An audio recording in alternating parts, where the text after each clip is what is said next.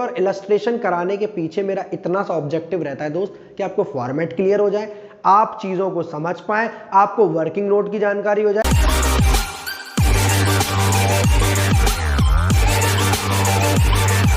जय हिंद जय भारत दोस्तों, welcome to our channel Genius of Commerce. Guys, आज की इस वीडियो में बात करने वाले सर मोस्ट इंपॉर्टेंट क्वेश्चंस की, आपकी अपनी फेवरेट डीके गोयल सर की बुक से क्लास 11th डेप्रीशिएशन चैप्टर की 4 वीडियोस मैंने ऑलरेडी इस पर बना रखी है। Rectification of errors, bills of exchange, financial statements और फाइनेंशियल स्टेटमेंट विद एडजस्टमेंट। अगर डेप्रीशिएशन का चैप्टर आपके इस बार एग्जाम में आ रहा है तो आपको सिर्फ ये 10 इलस्ट्रेशन और क्वेश्चंस बेहतरीन तरीके से कर लेने, और इसके बाद आपका एग्जाम में एक भी क्वेश्चन गलत नहीं होगा, ये मेरा दावा है आपसे। सर सबसे पहले शुरुआत करते हैं इलस्ट्रेशन नंबर 2 से, जहां पर हमें बिल्कुल बेसिक जानकारी दी गई है डेप्रीशिएशन की स्ट्रेट लाइन मेथड से।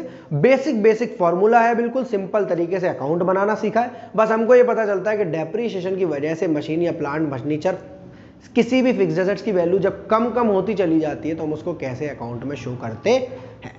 इलस्ट्रेशन नंबर 2 के बाद हम सीधे मूव करेंगे इलस्ट्रेशन नंबर 9 पर, जहां पर आपको एसएलएम के बाद रिटन डाउन वैल्यू मेथड मिलेगा, और उस रिटन डाउन वैल्यू मेथड से आप डेप्रीशिएशन निकालना सीखेंगे कि वहां पर एसएलएम के मुकाबले डेप्रीशिएशन की कहानी कुछ और है। यहां पर हर साल डेप्रीशिएशन कम होता जाता है और मशीन की वैल्यू आपको ज्यादा दिखाई देती है। दोनों क्वेश्चंस करने के बाद आपका कहीं ना कहीं हाथ साफ हो जाएगा मशीनरी अकाउंट पर, आपको दिमाग में कॉन्सेप्ट क्लियर होने लगेगा। इलस्ट्रेशन नंबर 2 और 9 के बाद हम लोग सीधे मूव करेंगे इलस्ट्रेशन नंबर 15 पर, जहां पर अगेन रिटन डाउन वैल्यू की मेथड की से क्वेश्चन को किया गया है।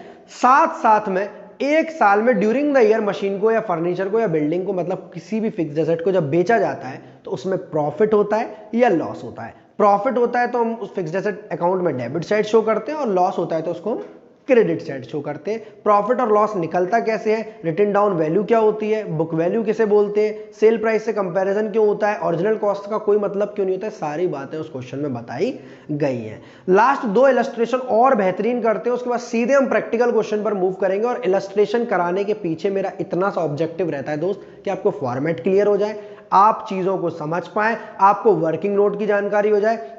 इलस्ट्रेशन कराने का मतलब ये नहीं होता आप बैठकर उसे छाप दें, आप उसमें साथ साथ करें, जहां गलती हो उस चीज को देख लें। 2 इलस्ट्रेशन मजेदार कौन से, दैट इज इलस्ट्रेशन नंबर 17, जिसमें आपका मोस्ट फेवरेट और मोस्ट कॉन्फ्लिक्टेड टॉपिक आता है प्रोविजन फॉर डेप्रीशिएशन अकाउंटिंग का। क्योंकि कुछ टीचर्स ऐसे हैं स्कूल के जो बच्चों को थोड़ा सा टेक्निकल पेपर देते हैं, वहां पर आपसे प्रोविजन फॉर डेप्रीशिएशन नाम की चीज पूछी जा सकती है कि जब प्रोविजन फॉर डेप्रीशिएशन या एक्यूमुलेटेड डेप्रीशिएशन अकाउंट बनता है तो डेप्रीशिएशन किस तरह चार्ज होता है। और उसी के साथ इलस्ट्रेशन नंबर 22 में same provision for depreciation account में ही हम मशीन को या बिल्डिंग को या फर्नीचर को बेचेंगे तो हमें उसकी अकाउंटिंग किस तरह करनी पड़ेगी। सर चैनल सब्सक्राइब कर दीजिए हमारा फटाफट से। ये 5 मजेदार इलस्ट्रेशन के बाद हम सीधे मूव कर रहे हैं प्रैक्टिकल क्वेश्चंस पर। तो प्रैक्टिकल क्वेश्चन में हम सबसे पहला क्वेश्चन लेते हैं, दैट इज क्वेश्चन नंबर 1। क्यों लेते हैं सर, इसमें अगेन बेसिक फॉर्मूलों की आपको जानकारी देनी है, और परसेंटेज जो निकालता है डेप्रीशिएशन का उस फॉर्मूले को भी यूज किया गया है। क्वेश्चन नंबर 1 के बाद हम क्वेश्चन नंबर 4 की बात करते हैं, जो कि एग्जाम में आया हुआ क्वेश्चन है। स्ट्रेट लाइन मेथड का क्वेश्चन है, बेसिक क्वेश्चन है, बट हमें जो भी हमने इलस्ट्रेशन नंबर 2 में सीखा था तो वो यहां पर हमें अकाउंट बनाकर दिखाना पड़ेगा। क्वेश्चन नंबर 1 और 4 के बाद है नेक्स्ट क्वेश्चन, आपका मोस्ट इंपॉर्टेंट है, क्वेश्चन नंबर 13, जहां पर हम स्ट्रेट लाइन मेथड से ना कर क्वेश्चन को रिटन डाउन वैल्यू मेथड से करेंगे।